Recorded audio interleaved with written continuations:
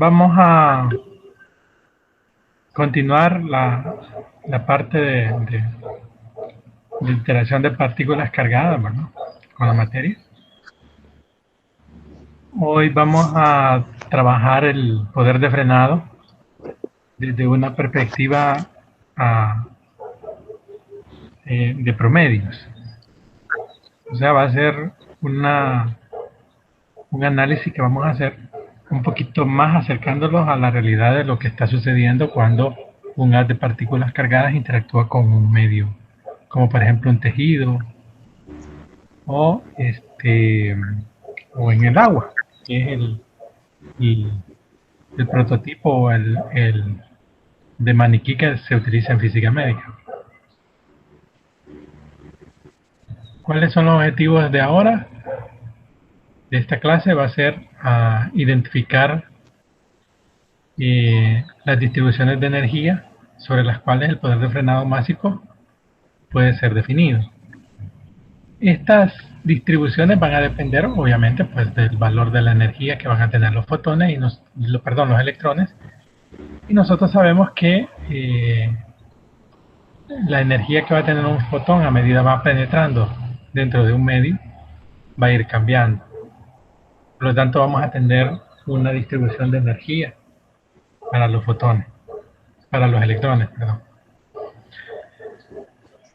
Lo que hemos hecho siempre en todas las clases de física, ¿verdad? Desde que entramos a la carrera hasta esta materia, va a ser derivar ecuaciones, o sea, crear un modelo matemático que me ayude a predecir los valores de los poderes de frenado a partir de situaciones de distribuciones de energía.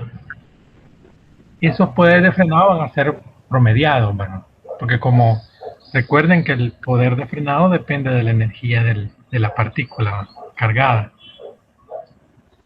Y ahora vamos a tener un espectro de energía. Por lo tanto, ya el poder de frenado tiene que ser un poder de frenado promediado.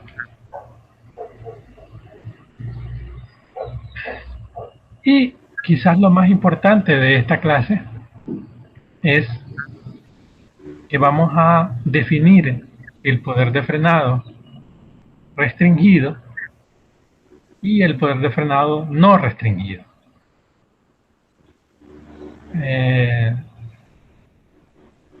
La aplicación que va a tener el poder de frenado restringido es bien amplia en física médica. Es la que nos va a ayudar en principios, por ejemplo, a determinar dosis en pacientes.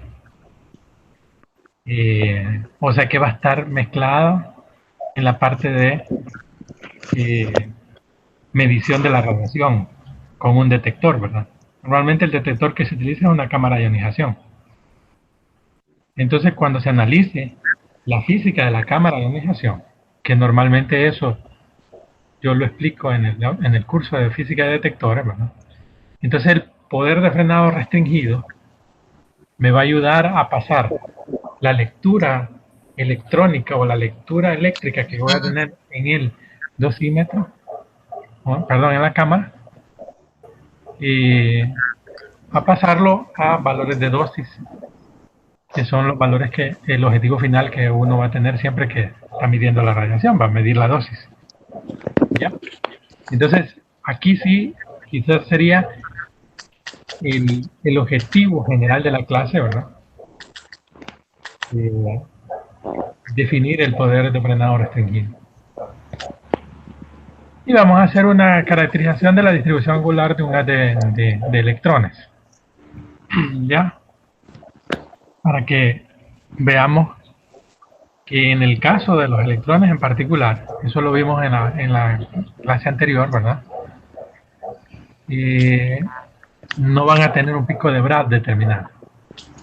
Entonces, como no van a tener un pico de Bragg bien definido al final de su trayectoria, entonces hay que hacer una distribución angular de los electrones durante el recorrido. Eso lo vamos a caracterizar en la clase. Ok, entonces comencemos.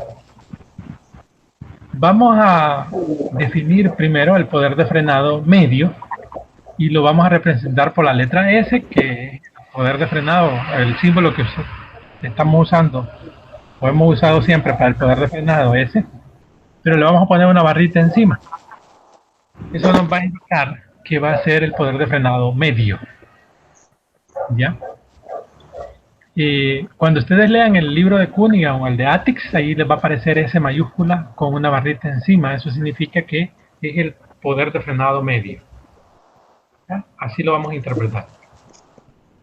¿Por qué nace el concepto de poder de frenado medio? Primero hay que acordarnos qué es el poder de frenado. El poder de frenado nosotros lo deducimos a partir de la energía que pierde el electrón a medida que se va penetrando en el medio por unidad de longitud, ¿verdad? Es decir, cuánta energía pierde el electrón por cada metro recorrido. Digo metro porque es la unidad en el sistema internacional, pero los electrones no van a recorrer tanta distancia, ¿verdad? Y entonces, el asunto es que la manera en como nosotros lo estábamos haciendo, ¿verdad? Era porque, o por lo menos como lo deducimos en las clases anteriores, fue que teníamos un electrón con una velocidad determinada, o sea, con un valor de energía fijo, ¿verdad? Y entonces interactuaba con los electrones del medio y empezaba a perder energía. Ese era el cuento que les expliqué anteriormente para determinar el poder de frenado. ¿Qué es lo diferente ahora con hablar de poder de frenado medio? El asunto es que cuando el electrón va penetrando en el medio, obviamente va perdiendo energía y entonces significa que la energía que le entregó al primer electrón con el cual interactuó va a ser diferente a la energía que va a tener inicialmente cuando interactúe con el segundo electrón y así sucesivamente. Eso lo que va a indicarnos a nosotros es que el poder de frenado al final de la trayectoria va a ser un poder de frenado que va a cambiar.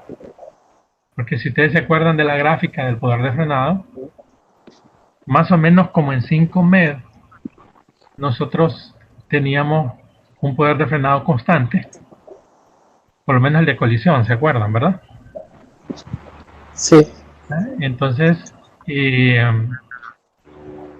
a medida la energía del electrón iba disminuyendo, entonces el valor del poder de frenado aumentaba. ¿Ya? Entonces, decimos nosotros, bueno, en un solo electrón que penetre con un valor único de energía, vamos a tener valores diferentes de poder de frenado durante todo su recorrido. Y allí la razón por la cual tenemos que definir el poder de frenado medio. Que no vamos a tener un poder de frenado constante, sino que va a depender de la energía. Entonces lo vamos a promediar con el espectro de energía del electrón. Y vamos a tener varios espectros de energía. El primero que vamos a analizar, y el básico, ¿verdad? Es cuando nosotros tenemos un solo electrón. Y este único electrón lleva un valor de energía único. Y entonces nosotros le vamos a sacar, a partir de todos los valores de la energía que tiene el electrón, el poder de frenado. Esa es la ruta de viaje que vamos a tener a la hora de determinar el poder de frenado medio. Entonces, como les dije anteriormente, ¿verdad? Un electrón con una energía inicial irá disminuyendo el valor de esa energía, ¿verdad? Como resultado de las interacciones que va a tener con los electrones atómicos. Eso lo que va a producir son ionizaciones. O sea, ese es el proceso de ionización. Entonces, aquí va a pasar una cosa que voy a ocupar más adelante, pero se la voy a explicar ya. Ustedes saben de que cuando un electrón puede chocar, o mejor dicho, puede interactuar con los electrones atómicos como de manera de una colisión suave, una colisión fuerte, ¿verdad? ¿Se acuerdan de eso? Sí. Hard collision, soft collision, en inglés, ¿verdad? Bueno, si como eso es una cuestión estocástica, ¿verdad? Un tema estocástico, pueda que suceda o pueda que no suceda, me estoy refiriendo a decir, es que este electrón va a interactuar, todas sus interacciones pueden ser soft collision, una colisión suave. No podemos estar seguros de eso porque es un fenómeno estocástico. Probablemente al principio la mayoría sean colisiones suaves, pero después de repente aparece una colisión fuerte. Eso va a depender de cómo se ponga o cómo esté el electrón blanco, ¿verdad? Con respecto al electrón proyectil. Bueno, el punto es de que en algún momento durante todas esas ionizaciones pueda que en una de ellas se dé una colisión fuerte. Y si hay una colisión fuerte, el electrón va a recibir tanta energía, el electrón atómico, ¿verdad?, va a recibir tanta energía que él puede provocar sus propias ionizaciones, ¿verdad? Cuando eso sucede, cuando el electrón que yo estoy sacando produce sus propias ionizaciones, a esos electrones se les conoce como rayos delta, ¿ya? Y entonces esos rayos delta van a producir sus propias ionizaciones que van a depositar energía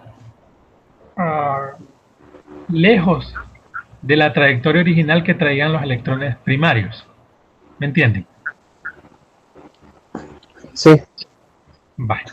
Entonces, esas me van a alterar la uniformidad del proceso. Por lo tanto, me van a hacer cambiar el poder de frenado, me van a hacer cambiar la dosis en el punto de interés, ¿verdad? Entonces tengo que buscar la manera de corregir ese fenómeno. ¿Ya? Entonces, eso lo vamos a hacer al final de la clase. ¿Cómo lo vamos a corregir? Ya van a ver que es una idea fantástica, pero aparece en principio cuando nosotros estamos haciendo el análisis de la pérdida de energía del electrón en su trayectoria original. Ok, entonces, a partir de todo eso vamos a tener un espectro de desaceleración, ¿verdad? El poder de frenado es dependiente de la energía, como ya les había dicho, ¿verdad? Del electrón, así que como la energía del electrón decrece, el electrón pierde energía con un valor apropiado del poder de frenado. Recuerden que el poder de frenado es la energía que pierde el electrón por unidad de longitud. ¿Ya? Si nos acordamos de esta gráfica, ¿verdad? Que era el valor del poder de frenado. Nada más que esta gráfica es un poquito diferente a las anteriores porque aquí ya tengo el poder de frenado, el poder másico de frenado total, ¿ya? Es decir, ya va incluido el poder de frenado por colisión y el poder de frenado por radiación. Van incluidos los dos. Entonces, la gráfica que vamos a obtener es esta. Esta es la gráfica que yo quiero que observen, esta parte. Esta, recuerden que es la parte del poder de frenado por radiación, que es importante porque va incluida en la total, ¿verdad? Es la suma. ¿Se acuerdan que es la suma? Sí, sí. Entonces, la suma del poder de frenado de colisión con el poder de frenado de radiación me va a dar esta gráfica. Esta es la que quiero que observen. Ahora, si ustedes se fijan, aquí hay una punteada, ¿no? Esta punteada que está aquí es el poder de frenado por colisión. Entonces la que me interesa es esta negrita. ¿Lo ven? Aquí hay tres materiales, ¿verdad? Agua, aluminio y plomo. Pero si ustedes se fijan, los tres elementos, a diferencia del final, ¿verdad? Pero los tres elementos tienen el mismo comportamiento a baja energía, ¿ven? Y luego, para un valor de 1 med, el poder másico de frenado total tiende a ser algo constante, ¿verdad? Casi entre 1 y 10, ¿verdad? Por ahí. Ya después de 10, acuérdense que les dije que ya vamos a tener el efecto del poder de frenado por radiación. Pero entre 1 y 10 vamos a tener una constancia. Quiere decir que los electrones al principio van a tener un poder de frenado de 1, miren. Más o menos de 1, 1.5, 2, inclusive para algunos materiales puede ser hasta de 2, ¿ya? 2 mEv por centímetro cuadrado sobre gramo, entre el rango de energía de 1 a 10. Es decir, que si yo tengo un electrón de 10 mEv y empieza a perder energía a un ritmo de 10 keV, ¿verdad? Híjole, entonces casi en toda su trayectoria va a tener el mismo valor de poder de frenado. ¿Me entienden eso? Sí, sí. Hasta que llega a 1, ¿verdad? O sea, de 10 yo le empiezo a quitar 10 keV, 10 keV, 10 keV, va a llegar un momento en que va a llegar a 1. Y luego, después de 1, va a seguir bajando, por supuesto, pero ahora sí va a tener un cambio el poder de frenado. Y entonces nosotros necesitamos sacar el promedio de ese poder de frenado. Por eso estamos hablando de un poder de frenado medio. Ahora, el asunto es que ¿cómo generamos ese electrón que penetró en el medio? Lo podemos generar de dos maneras. Una manera es que yo tenga un haz de electrones en el acelerador y ese haz de electrones lo hago chocar con el paciente o con un fantoma de agua. Esa es una forma de hacerlo. ¿Ya? Yo tengo fotones, tengo varios fotones, perdón, tengo varios electrones, pero todos los electrones con el mismo valor de energía. Quiere decir que como yo tengo ese montón de electrones con el mismo valor de energía, yo puedo sacar nada más un electrón, analizarle el espectro de energía de pérdida y sacar el poder de frenado promedio. ¿Me entienden? Sí. ¿Sí? Ok, esa es una forma.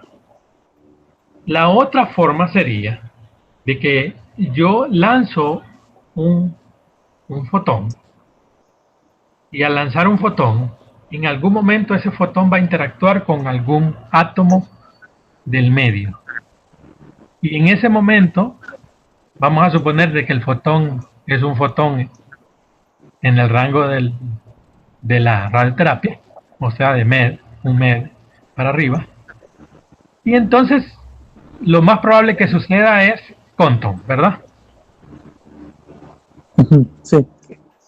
Y si sucede una interacción Compton, significa que yo tengo un fotón dispersado que ya no me importa que se vaya. Ese fotón dispersado no me importa ahorita. Lo que sí me importa es el hecho de que ese fotón liberó un electrón atómico, ¿verdad? Sí. Y ese electrón atómico va a hacer exactamente lo mismo que hizo el electrón que analizamos en el poder de frenado medio. O sea, va a tener un poder de frenado que va a ir cambiando a medida vaya perdiendo energía el electrón. Hasta ahí estamos bien, ¿verdad? El asunto es que si yo tengo un fotón, para empezar, si yo tengo un fotón y ese fotón interactúa de manera Compton con el medio y me produce un electrón que va a ir perdiendo energía, entonces básicamente usted estaría de acuerdo en decirme, bueno, ese electrón que se liberó por efecto Compton, ¿verdad? Va a tener un poder de frenado medio. Hasta ahí estamos bien. El problema es que ese fotón, eh, digamos que es un fotón monoenergético, y otro fotón que venga detrás de él, ¿verdad? No necesariamente va a ser lo mismo. Bueno, si hace lo mismo, es decir, produce un electrón Compton, o sea, se da una interacción Compton, y produce un electrón quantum, no necesariamente va a ser un electrón con la misma energía, ¿o sí? No. No, ¿verdad? ¿Se acuerdan que la energía del electrón quantum depende del ángulo del cual iba a salir disparado, ¿verdad? Creo que por aquí Sí. puse la ecuación, esta. Ahí está. ¿Se acuerdan de esta ecuación? Sí. Esta ecuación la obtuvimos cuando hablábamos del proceso quantum, ¿verdad? Entonces el fotón sale dispersado con un valor de energía, que también hay una ecuación para el fotón, pero como ahorita no me importa ese fotón, lo que me importa es lo que tiene el electrón. Entonces vemos que el electrón, la energía que adquiere el electrón en una interacción quantum, va a depender de la dirección con la que salga disparado. Por lo tanto, si yo tengo un haz de fotones monoenergéticos, fíjense, todos los fotones llevan la misma energía, me va a producir, cada fotón que interactúe con el medio me va a producir un electrón que va a salir con una energía no necesariamente igual al electrón que sacó el otro fotón que iba a la par de este. ¿Verdad que sí? Sí. Y entonces significa que yo voy a tener, por cada fotón que interactúa con el medio, un electrón con una energía distinta. ¿Verdad? Sí. Y entonces, si cada electrón de esos va a ir perdiendo su energía a medida va a ir penetrando en el medio, entonces yo voy a tener como que sacar el promedio del promedio, ¿me entienden? Sí. O sea, voy a sacar el promedio del poder de frenado de un electrón que se va metiendo en medio o que va penetrando en el medio, y el poder de frenado a partir del valor inicial de la energía del electrón que se liberó. Entonces eso me va a dar un poder de frenado promediado sobre otro promedio de energía del electrón. A este le vamos a llamar poder de frenado de doble barra. ¿Ok? Ahí ya nos acercamos más a la realidad. Porque nosotros no vamos a tener siempre haces monoenergéticos de electrones. Que galán fuera la vida del físico médico si los electrones todos tuvieran la misma energía. Ya, no es así. Entonces vamos a tener que lidiar con el hecho de que los electrones liberados en el medio no todos van a empezar con la misma valor de energía inicial. Y por lo tanto los poderes de frenado van a ser promediados sobre la energía inicial de estos electrones y sobre el espectro de energía con la que van a ir penetrando estos electrones en el medio. Ahí estamos bien. Pero ¿qué es lo que sucede ahora? Tener un fotón monoenergético implica que la fuente tiene que ser una fuente natural, ¿verdad? Por ejemplo, el iridio, que me va a tirar un valor de energía monoenergética.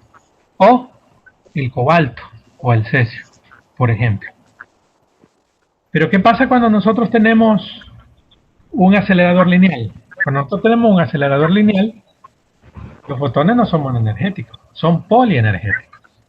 Es decir, yo tengo fotones de varios valores de energía. ¿Qué significa eso?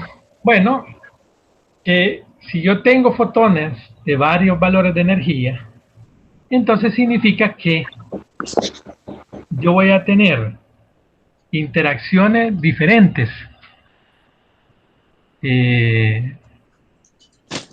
Primero, porque cada fotón me va a producir un electrón quantum con un valor de energía, pero el otro fotón de otro valor de energía que interactúe en el mismo medio me va a producir un electrón quantum con otro valor de energía.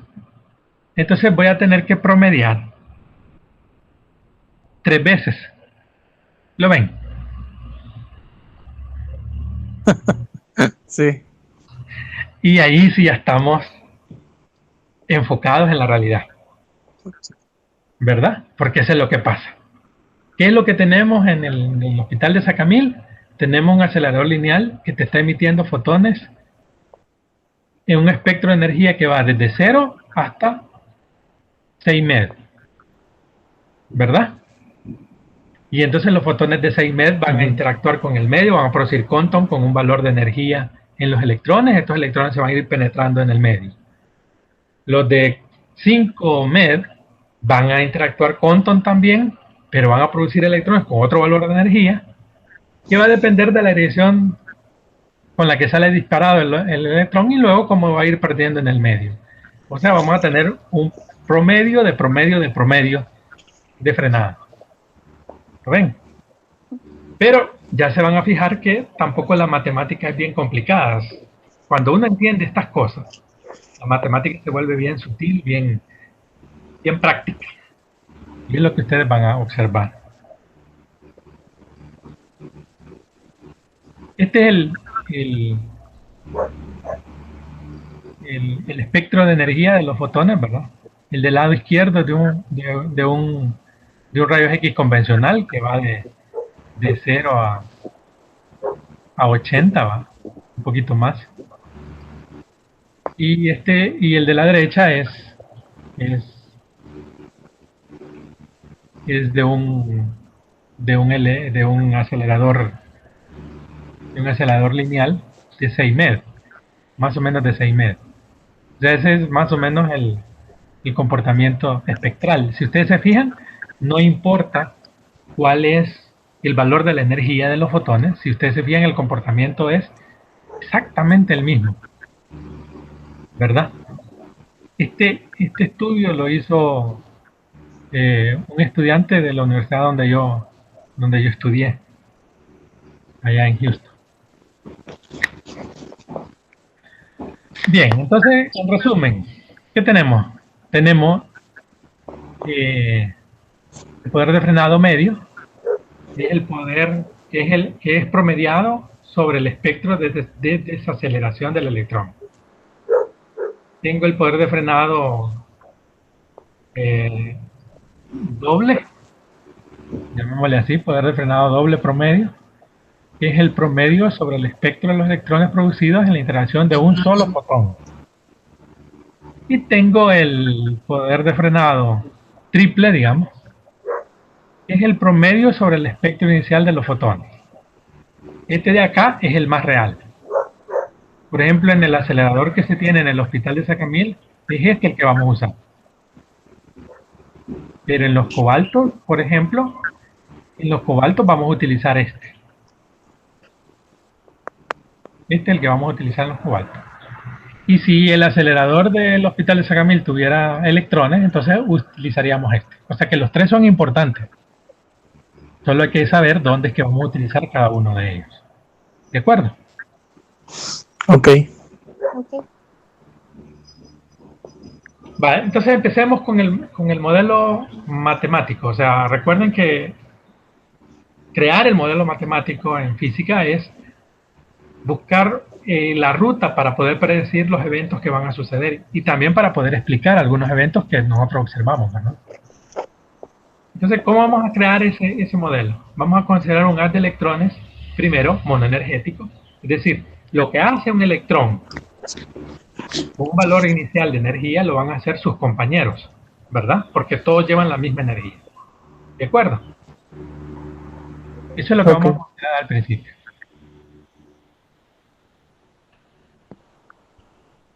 Entonces vamos a observar qué es lo que va a suceder con el espectro de energía del electrón que se va a liberar, que ha penetrado y que va dejando su energía en el medio. Entonces vamos a tener una densidad electrónica que es bien sencillo entender que es una densidad electrónica. Densidad electrónica va a ser número de electrones por unidad de masa, ¿verdad? ¿Cuántos electrones voy a tener en un gramo de material? Claro, ¿de qué electrones estoy hablando? Ya no estoy hablando de los electrones atómicos, ¿verdad? Sino de los electrones liberados por la interacción del electrón monoenergético que penetró al medio. ¿Me entienden eso? Distinto. ¿Hola? Sí, sí. Ok, perfecto. Entonces, eh,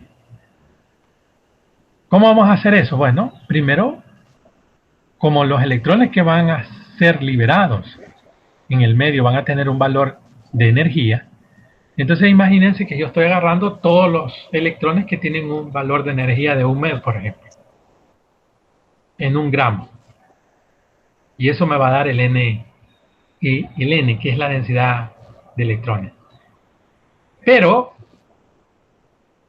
va a llegar un momento, o en el mismo momento quizás, que yo voy a tener en ese mismo material, voy a tener también electrones, pero con otro valor de energía. ¿Me entienden? Y entonces yo tengo que sumar con ese nuevo valor de energía cuántos electrones tengo. Y así lo voy haciendo hasta que se acaba la energía, ¿va? Es decir, hasta que ya todos los electrones liberados con los valores distintos de energía sean considerados en el término densidad electrónica. Entonces la densidad electrónica va a ser una función que va a depender de la energía del electrón. Para una energía de 1 mol voy a tener tantos electrones, para una energía de 2 mol voy a tener tantos electrones y así sucesivamente. ¿Ok?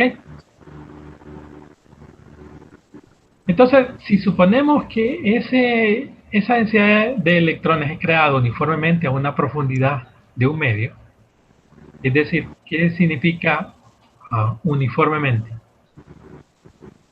Va a significar de que, por ejemplo, a una distancia determinada yo tengo un valor de número de electrones con un valor de energía fijo, pero a otro valor de distancia determinada voy a tener otro valor de energía con otro número de electrones con ese nuevo valor de energía.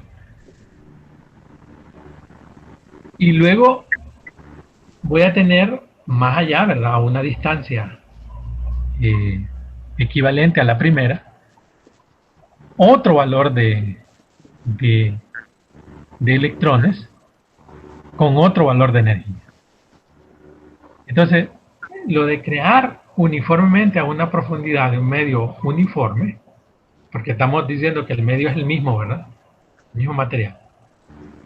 Entonces va a implicar de que la densidad electrónica va a ir cambiando uniformemente a medida vamos metiéndonos en la profundidad del medio. ¿Me entienden? Sí, sí. Para poder conseguir eso, vamos a asumir que todos los electrones son liberados hacia adelante. Porque si tengo electrones liberados hacia los lados, la condición de crear uniformemente fotones, perdón, electrones, va a cambiar un poquito. ¿Ya? Entonces, nosotros sabemos que por el efecto del strangling o el rezago, ¿verdad? ¿Se acuerdan?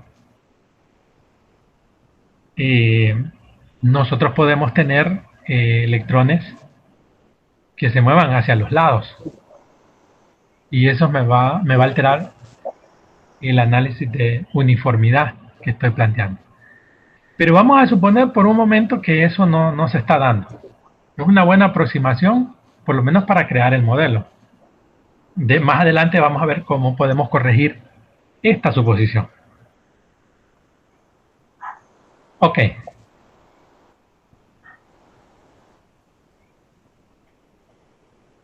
El concepto de equilibrio electrónico, ¿verdad? Es un concepto que se aplica eh, para la medición de la dosis en pacientes, ¿verdad?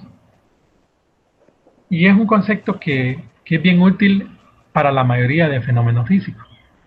El equilibrio electrónico significa que si usted tiene un volumen determinado, en este caso un bloque, ¿verdad?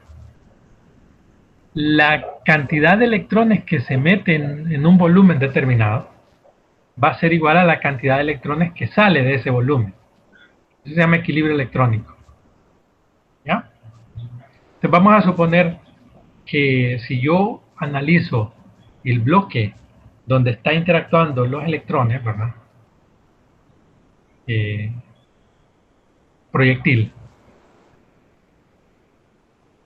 voy a generar eh, electrones con una energía E sub I, que aparece ahí arriba, ¿verdad? Y que la cantidad de electrones se va a mover hacia adelante. Esa cantidad de electrones liberados se van a mover hacia adelante. De tal manera que puede llegar un momento en que el punto que yo estoy analizando, el volumen que yo estoy analizando, esos electrones salgan, ¿ya? Pero los que vienen más detrás van a completar el vacío de los electrones que están saliendo de ese volumen. A eso es lo que se le conoce como equilibrio electrónico, ¿ya? Vamos a hablar más de eso más adelante, pero es una condición para que nosotros tengamos uniformidad en el número de electrones en el medio.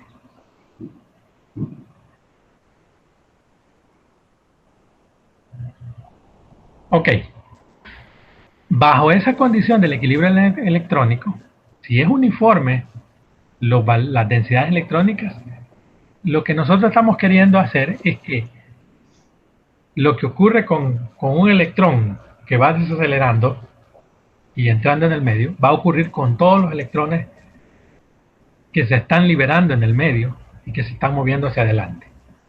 Entonces el equilibrio electrónico me compensa esa situación.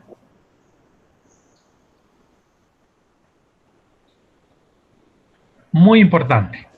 Tenemos que darnos cuenta que aquí hay dos valores de energía involucrados.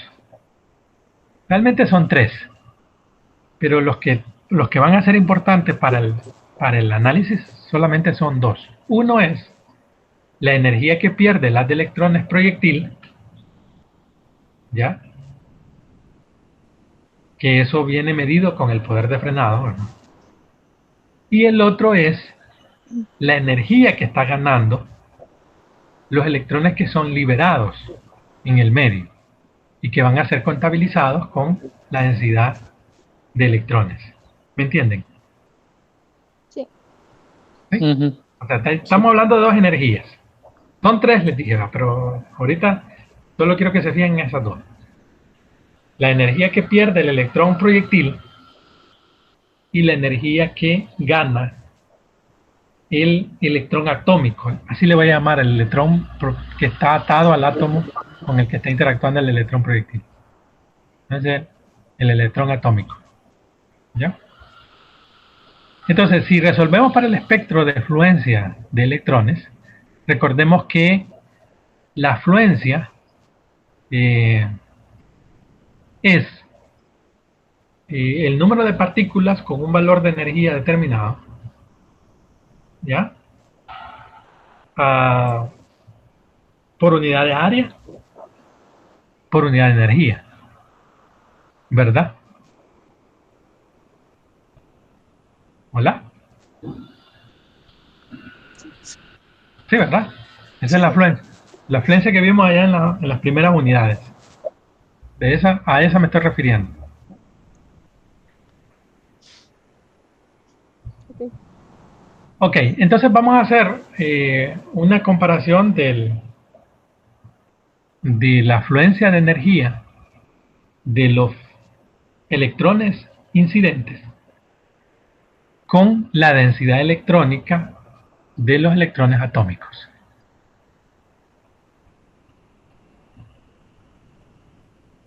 Y ahí está. Voy a explicar cómo, cómo es que, cómo vamos a interpretar esta ecuación. Acordémonos que estamos hablando de dos energías, ¿verdad? Esta energía que aparece aquí, esta que aparece aquí, esta es la energía asociada con la pérdida que va a tener el electrón proyectil. ¿Me entienden? Sí. Sí, Ok, espérame, lo voy a anotar. perfecto.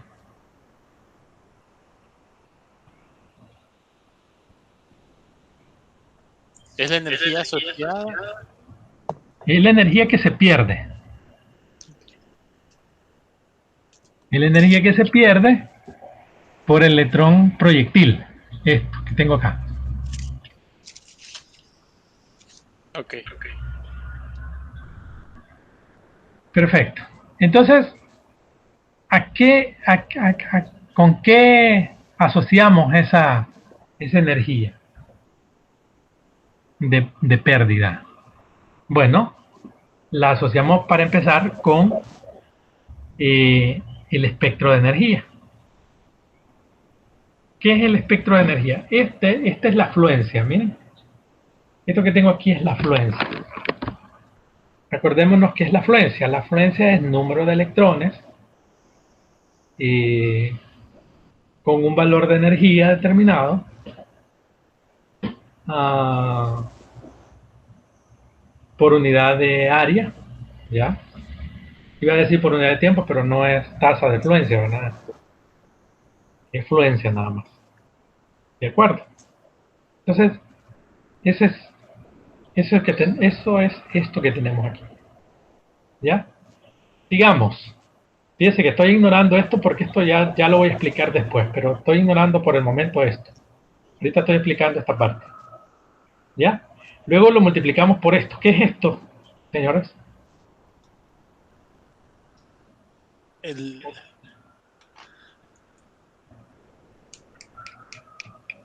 ¿cómo es que se llama? Ayúdele, Carmen, no lo deje solo. Mm,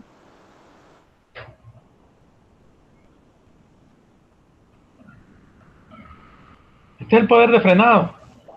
sí, pero ¿De Másico. acuerdo? El stopping power, el poder de frenado. Solo que este es el poder de frenado másico, porque está dividido entre la densidad, y es el poder de frenado total, o sea que aquí va incluido el poder de frenado por colisión y el poder de frenado por radiación. Sabemos que el poder de frenado depende de la energía, ¿verdad? Entonces es una función de la energía. Este paréntesis que aparece aquí en la afluencia, por ejemplo, es una dependencia de la energía, no es que estoy multiplicando por energía. Es la afluencia que depende de la energía. ¿Sí? sí. Y el poder de frenado también depende de la energía. ¿Ya?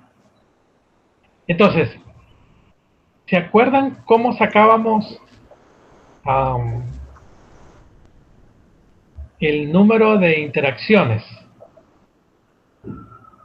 en un proceso determinado? Por ejemplo, si hablábamos de Compton, ¿qué hacíamos? Multiplicábamos el número de fotones, ¿se acuerdan? Ajá. Por el coeficiente de atenuación, por el espesor, ¿verdad? ¿Se acuerdan de eso? Sí, Y con eso sacábamos el número de interacciones, ¿verdad? sí. Ok, pero era porque en el caso de los fotones en particular, lo que nosotros teníamos es una eliminación del fotón, o sea, el fotón se eliminaba del haz, ¿verdad? Y entonces nosotros sacábamos el número de interacciones como igual al número de fotones que eran eliminados del haz principal. Ahora, en el caso de los electrones, la partícula cargada, la partícula no se elimina del haz, ella sigue, lo que le sucede a ella es que pierde energía, ¿verdad? Sí. Sí. Entonces, para encontrar cuánta energía se pierde, yo voy a multiplicar el número de electrones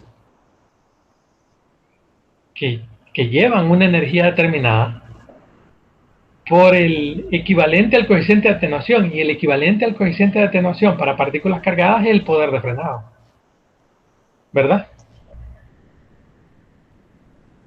Sí. Sí. Y lo voy a multiplicar por el espesor, ¿ya? El espesor es el delta X, que es el espesor determinado multiplicado por la densidad.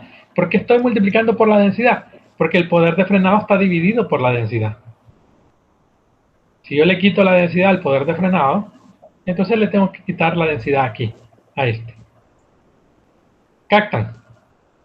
Sí. Sí. Entonces si yo hago este producto me va a quedar... quítenle la densidad. Por un momento piensen que no está la densidad. Esto es número de electrones, porque esta E implica número de electrones con valor de energía. Digamos que yo tengo, todos los electrones son con el mismo valor de energía, entonces yo tengo 10 electrones con el mismo valor de energía, para poner un número. Multiplicado por por el stopping power, intensidad, ¿va? ¿Qué es el stopping power? La energía que se pierde por unidad de longitud. ¿Ya? Entonces, multiplico los 10 electrones por la energía que se perdió cada uno de ellos, o sea que si cada uno de ellos pierde un joule de energía, voy a multiplicar 10 por un joule, me va a quedar 10 joules que han perdido en total por cada metro de distancia recorrida, digamos. Y si lo multiplico por delta X, sin esto de densidad, ¿qué me va a quedar?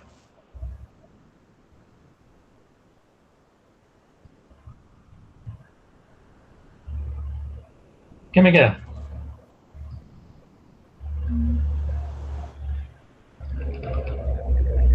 ¿Hola? Solo sería la frecuencia. O el stopping power. ¿Cómo? Solo sería la afluencia por el stopping power. Sí, o sea, la afluencia por el poder de frenado, lo que me va a dar va a ser la energía perdida, ¿verdad? Por esos 10 electrones en un metro de distancia. Pero si eso lo multiplico por la distancia, que es un metro, ¿qué me va a quedar? La energía perdida. La energía perdida, ¿verdad? Sí. ¿Qué es esto? Ven. Ahora, ¿qué significa este diferencial de E? Dado de que todo esto está en un rango de energía, o sea, el número de electrones, ¿verdad?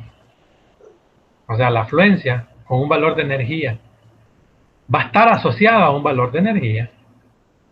Entonces yo lo divido entre un intervalo de energía. Claro que ese intervalo de energía voy a tratar que sea pequeño. Por ejemplo, yo digo, ¿cuánta energía se perdió en un intervalo de energía entre 6 med y 7 med, por ejemplo? Aunque ese no es un rango bien pequeño, ¿no? Pero vamos a suponer eso. ¿Me entienden? Sí. Entonces estoy dando como una pérdida de energía por rango de energía. Valga la redundancia. Ahora veamos las unidades que vamos a tener en esto. Esto como es fluencia, ¿verdad? Que sería número de electrones, ¿verdad? Por unidad de energía por centímetro cuadrado. O sea, me va a estar dando cuántos electrones con un valor de energía están chocando en un centímetro cuadrado de área. ¿Captan eso? Sí. Eso es el diferencial de phi. ¿Ya? Ahora el stopping power total. Ese ya lo conocemos, ¿verdad? Ese es med por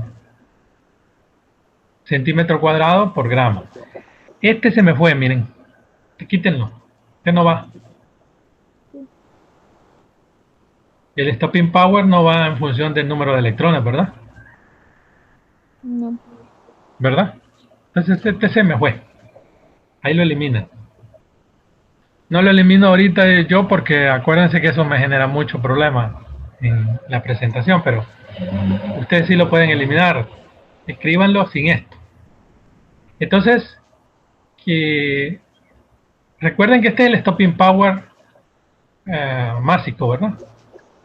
Acuérdense que el stopping power es unidades de energía sobre longitud, pero divididas entre densidad me quedaría unidades de masa entre centímetro cúbico, ¿verdad? Entonces un centímetro cúbico se va con el centímetro del stopping power y me queda centímetro cuadrado. Y estos gramos que vienen de la densidad, ¿verdad? Entonces por eso me queda así. Entonces sería med centímetro cuadrado sobre gramos, este no va. Y luego este ya lo conocemos, para esto está en unidades de longitud, esto en unidades de masa sobre volumen, entonces las unidades de volumen se hacen de área y entonces multiplicar el espesor por la densidad me va a dar estas unidades. Entonces si ustedes se fijan, yo elimino esta con esta, esta con esta con esta. ¿Y qué me queda? Aquí me debería de quedar número de electrones por centímetro cuadrado. O sea que esto que tengo acá, increíblemente, tiene que tener unidades de número de electrones por centímetro cuadrado. Fíjense. Digo increíble porque todo esto son energías, ¿verdad? Sí. Debería quedar adimensional, pero no queda adimensional, ¿verdad? Eso es por la definición de este. ¿Cómo encontramos este? Entonces aquí, este electrón que está aquí, miren, pásenlo para acá. Aquí debe de ir. Eso lo voy a hacer yo después. Bien.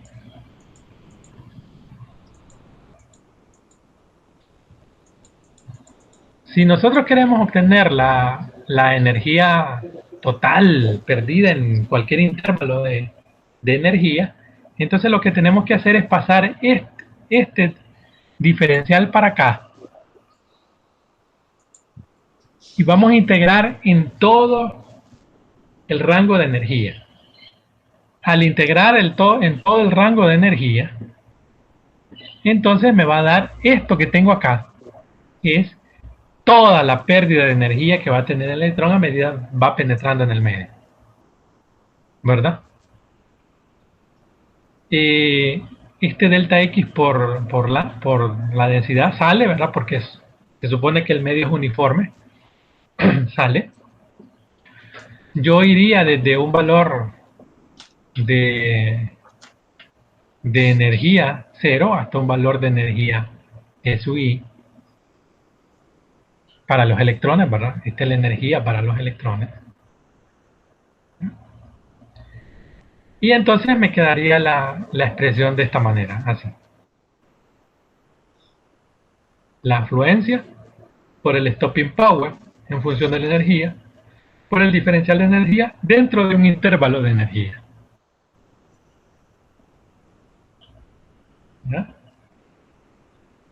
Y esto me daría energía por centímetro cuadrado. O sea, cuánta energía estoy depositando por centímetro cuadrado. Como esta es la total, ya no necesito poner número de electrones, ¿verdad? Porque si yo pongo el número de electrones en la sumatoria, voy a estar considerando el mismo electrón, ¿me entienden? Porque como es en intervalos diferentes de energía, entonces un electrón en un intervalo de energía puede ser contabilizado porque tiene ese valor de energía y por lo tanto cae dentro de ese intervalo.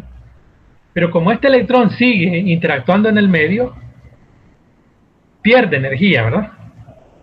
Y al perder energía cae en otro intervalo, ¿me entienden? Sí. Pero, Yo no. vaya, escúchame. Si yo tengo un electrón con un valor de energía, y yo lo contabilizo, ¿verdad? Esa pérdida de ese electrón, ¿verdad? Porque cayó en ese rango de energía, ¿ya? Como este electrón no se va a quedar ahí, él va a perder esa cantidad de energía, pero no sé, él se va a seguir moviendo, ¿verdad? Entonces, como se va a seguir moviendo, va a seguir perdiendo, a tal punto de que ahora va a tener otro valor de energía, ¿verdad? Y como va a tener otro valor de energía menor, por supuesto, va a caer en otro rango de energía. Y claro, lo que yo estoy colocando acá es la pérdida de energía por rango de energía. Entonces, yo no voy a poner aquí número de electrones, porque puede ser que el mismo electrón que contabilicé en el primer rango de energía es el mismo electrón que está perdiendo energía en el siguiente rango de energía. Entonces, como estarlo contabilizando dos veces, y no lo voy a contabilizar dos veces, lo voy a contabilizar tantas veces como intervalos cree. Por eso es que ya no pongo acá número de electrones. ¿Qué es lo que pongo? La energía perdida, el total de la energía perdida. Entonces esto me va a dar la energía perdida por centímetro cuadrado. Esto. ¿Ya? Ok, pero todo esto que hemos hablado es la pérdida de energía del del electrón proyectil. Todavía no hemos hablado de lo que sucede con los electrones atómicos. Vamos a empezar a hablar de eso ahorita. Entonces, como estamos creando electrones en el bloque, estos electrones van a ganar energía. Estos son los que ganan energía. Entonces, como ganan energía, van a ser contabilizados en un rango de energía determinado también.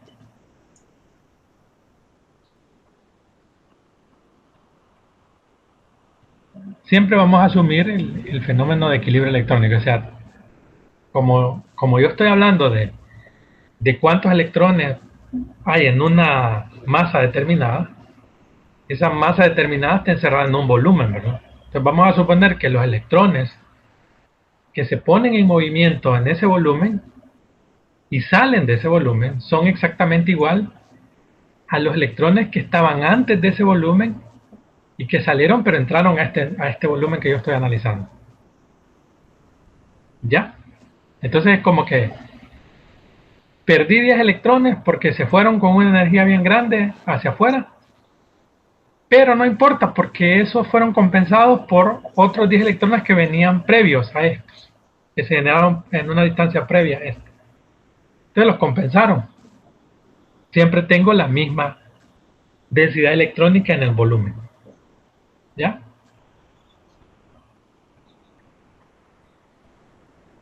Por lo tanto, la energía depositada, ¿verdad?, va a ser exactamente igual a la densidad electrónica con un valor de energía, ¿ya?, que sería el número de electrones, ¿verdad?, que tienen un valor de energía por unidad de masa, multiplicada por este término que es el espesor por la densidad del medio y por la energía en ese rango de energía. ¿Ya? Esa sería la energía depositada en el medio. ¿Me van siguiendo? ¿Estamos cómodos? Sí. Ok. Esto va a tener unidades de energía por área. Es decir, cuánta energía se está depositando en un área determinada. Si ustedes se acuerdan, la pérdida de energía también estaba definida por unidades de energía sobre área. Entonces eso me permite igualar la energía perdida y la energía ganada. Al igualarlo me quedaría la ecuación así. ¿Qué es lo que he igualado? Fíjense bien, esta es la energía que estoy ganando. Esto que está entre corchetes es las unidades, no se confundan. Esta es la ecuación que hemos creado. Esta es la ecuación que me dice la energía que está ganando los electrones atómicos. Esa la pongo aquí. Y como antes habíamos dicho que la energía que ganan los electrones atómicos es exactamente igual a la energía que pierde el electrón proyectil, que es esto, que fue lo que deducimos primero, entonces las igualamos.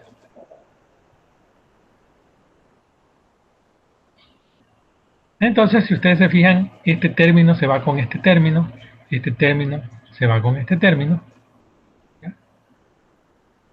Y entonces la ecuación me queda reducida a esto.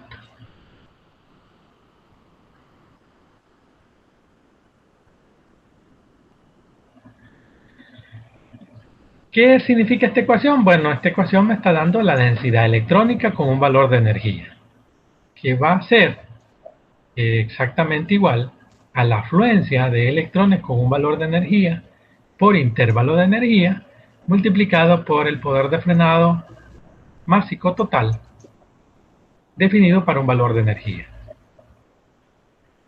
Si yo quiero esto que me daría el número de electrones con un valor de energía en intervalo de energía por intervalo de energía, entonces esto en particular va a ser el espectro.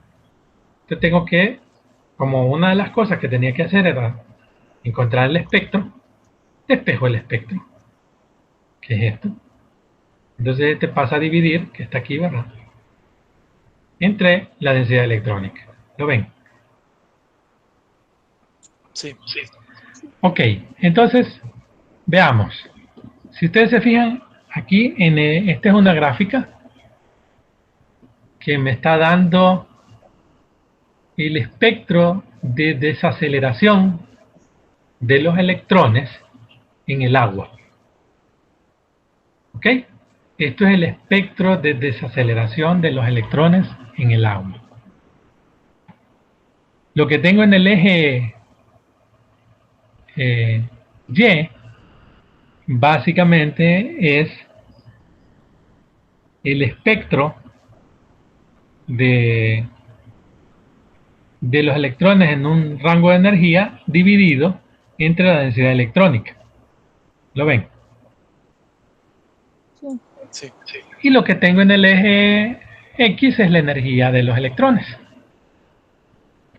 Entonces ustedes se fijan que si yo tengo, por ejemplo, un electrón con un valor de energía de 5, entonces me está dando un espectro de energía por densidad electrónica de 0.5 más o menos. ¿Verdad? Aproximadamente.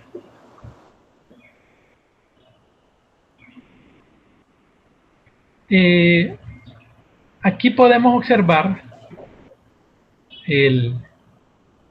la gráfica de... ¿Se acuerdan del el CSAD? No, CD, ¿cómo era? Sí, Slow Down de A. Approximation, Continuous Slow Down Approximation. ¿Se acuerdan de eso, verdad? Sí. La tendencia es esto, ¿eh? Esa es la tendencia. O sea que todo esto tiene relación. Ya voy a explicar más sobre eso. Ok. La gráfica está normalizada para una densidad electrónica de 1. ¿Ya? O sea que esto va a depender, por ejemplo, del valor de la densidad electrónica máxima. Entonces, es como que está sacando un porcentaje. ¿Ya? Por eso dice que está normalizada a 1. Vamos a hacer un ejercicio para que vean cómo se saca esa normalización.